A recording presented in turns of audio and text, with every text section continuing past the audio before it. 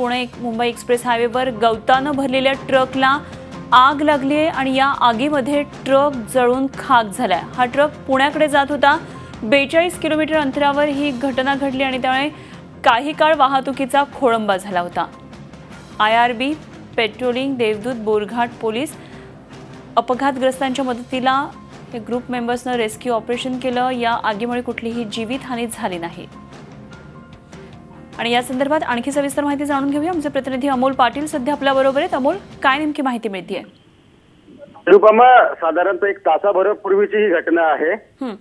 जुन्या महामार्गावरून हा खोपोली मार्गे पुण्याकडे जाणारा हा गवताने भरलेला ट्रक होता। हा एक्सप्रेसवर ज्यावेळी लागला त्याच्यानंतर अमृतांजन ब्रिजच्या थोडं 2 किलोमीटर अलीकडे अचानक ह्या ट्रकने पेट घेतला। गवताने भरलेला असल्याने सुका सगळा गवत होता। काही क्षणात त्याचा कोळसा झाला। दरम्यान आज शनिवार असल्याने मोठ्या प्रमाणात जी वाहतूक होती पुण्याकडे जाणारी ही तात्काळ पोलिसांनी IRBने थांबवली आणि मोठ्या घाटात रांगाच्या रांगा लागल्या होत्या। परंतु ह्या सगळ्या यंत्रणेने तात्काळ हेल्प केलं आणि आगीवर नियंत्रण मिळवलं। साधारणतः तासभर उलटून गेले। आता वाहतूक सुरळीत आहे। बऱ्याच गाड्या घाट क्रॉस करून गेलेल्या आहेत। परंतु वारंवार ह्या घटना होतात, परंतु यंत्रणाही आता सक्षम झालेली आहे। अपघातग्रस्तांसाठी या ठिकाणी एक ग्रुप काम करतोय।